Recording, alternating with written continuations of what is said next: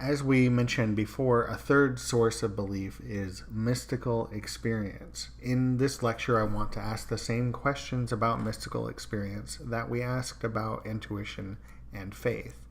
First, let's get clear about what mystical experiences are.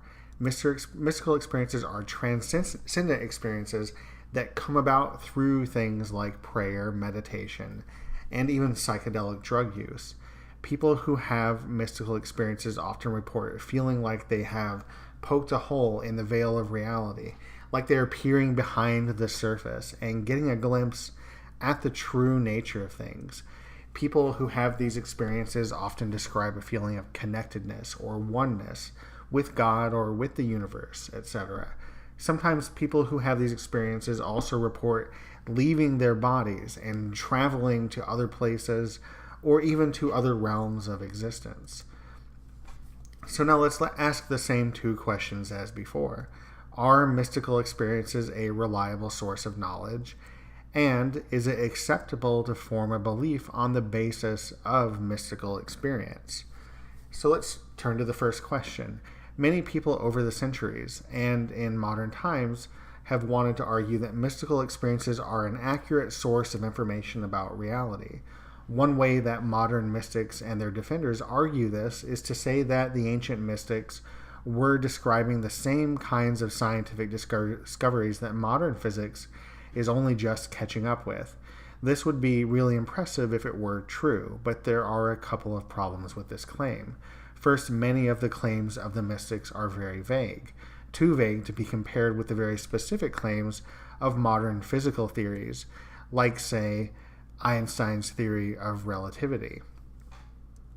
A second problem is that there is no uniformity in the way mystics describe reality. In fact, in many ways, different traditions of mysticism strongly contradict one another. And as we know from Aristotle's law of non-contradiction, contradictory claims cannot all be true. For example, Christian mystics describe having an intimate connection with the God of the Bible. They feel His love, His warmth, and they believe that their experience is direct proof of the truth of their religious views. Mystics in the Shankara tradition, a strain of Hinduism, describe something different. They describe a feeling of unity or oneness with the eternal, unchanging Brahman, the ultimate reality underlying all reality. This is not a connection with a personal being like the Christian mystics describe, but rather an identity with something impersonal, a kind of oneness with the universe. And finally, there are Buddhist mystics who describe something else. Buddhist mystics, through intense meditation, often claim to experience the ephemeral, impermanent, changing nature of reality, including the self.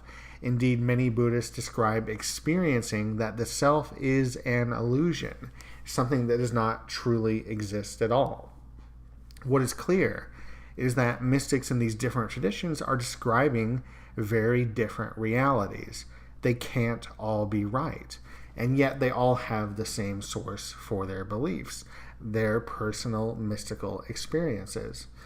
Another reason to be skeptical of mystical experiences comes from recent advances in neuroscience.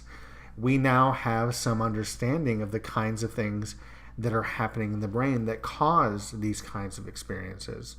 And indeed, we understand it well enough that we can artificially generate mystical experiences by stimulating the brain, using things like electromagnets in controlled laboratory conditions.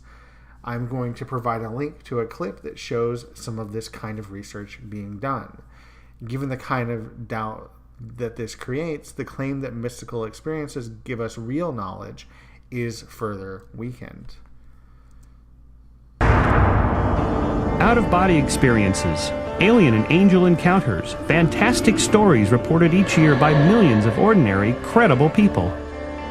Above us was a craft with a beam coming down. I could literally feel this warm beam shining down on us. I saw this tunnel, like a dark tunnel with a light at the end of it. There was also a guardian angel that was there. To me, it seemed that it was like angel wings or something were right there, and the presence I was in a car. A friend of mine was driving. She hit a fire hydrant, and I went through the windshield of the car, but I experienced it from the back seat. I watched myself leave the front seat and go through the windshield. Fantastic reports, made even more baffling to experts because the people who come forward have absolutely nothing to gain and much to lose in revealing their intimate and often embarrassing encounters. When people do report these experiences, often they're sincere and honest, and they typically don't show the usual evidence for, let's say, schizophrenia. Certainly, all of them are not liars. In fact, it only may be a small fraction. The experiences these people have had are clearly very real. The question is, do they represent something out in the world or inside the brain? Here at Laurentian University in Sudbury, Canada, people are having these strange experiences every day. The difference, scientists are triggering them with, of all things, magnets. Here, in the laboratory of Dr. Michael Persinger, science fiction is rapidly becoming science fact. A motorcycle helmet wired to produce magnetic fields which influences the electrical activity of the wearer's brain produces ghosts, angels, and aliens. Since 1971, Dr. Persinger has devoted his research to proving that paranormal encounters are illusions created by the brain itself. Tiny changes in chemistry, minute alterations in electrical activity can create powerful hallucinations that seem absolutely real. These misfirings of the human brain can occur naturally, especially in the brains of intelligent, creative, sensitive people. Data collected from these kinds of subjects has formed the groundwork for a computer simulation of a paranormal encounter. We know that all experiences derive from the brain.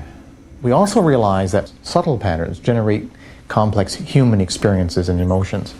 So effectively what we did, thanks to computer technology, is we extracted the patterns, electromagnetic patterns generated from the brain during these experiences, and then we re-expose volunteers to these patterns. Okay, helmet time, Nicole. Easy rider. Dr. Persinger's next volunteer, me.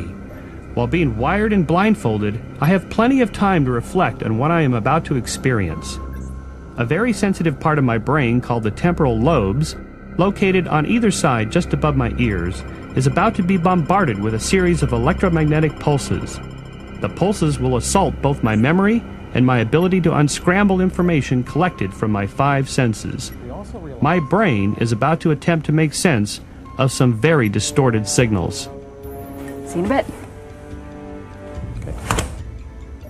I sit in the dark in perfect silence for nearly an hour. And yes, even a skeptic's mind can start to play tricks on him. I feel a presence rush by me. In fact, I'm not sure that it wasn't me running past myself. I know it sounds crazy, but I really did sense that someone was in the room with me, courtesy of the magnetic influences being created on my temporal lobes.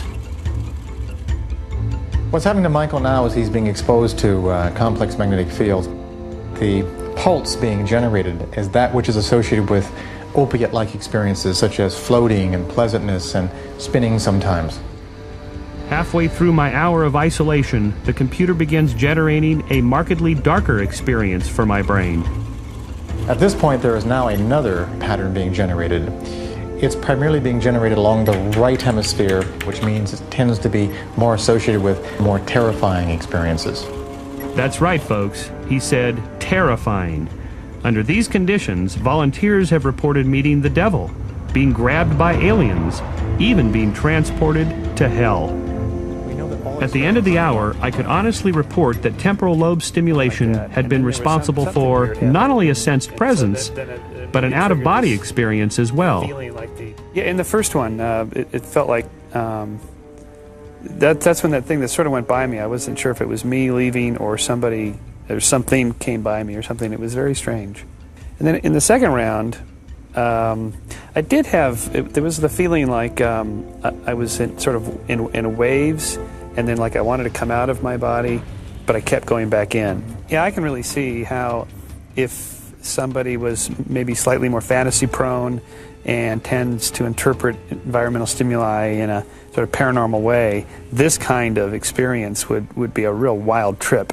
Certainly, Dr. Persinger's research on electromagnetic stimulation of the brain that seems to produce some of these phenomena are really groundbreaking and very important in confirming what is believed amongst the vast majority of neuroscientists and cognitive neuroscientists, that these beliefs, these percepts, reside in the activity of the brain rather than in the external world. Temporal lobe stimulation may not be responsible for every encounter with the paranormal, but Dr. Persinger's research may be the first step towards demystifying a large number of age-old puzzles. 400 years ago, the paranormal included what in large part is now science today. So that's the fate of the paranormal. It becomes science, it becomes normal.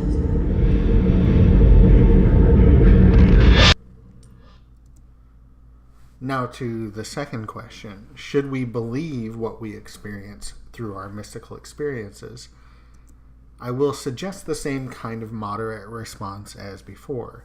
In some cases, perhaps, beliefs that come from mystical experiences may be relatively harmless, maybe even beneficial or enriching.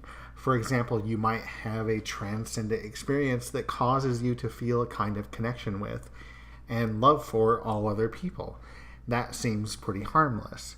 In other cases, mystical experiences might be used to motivate destructive or harmful religious beliefs.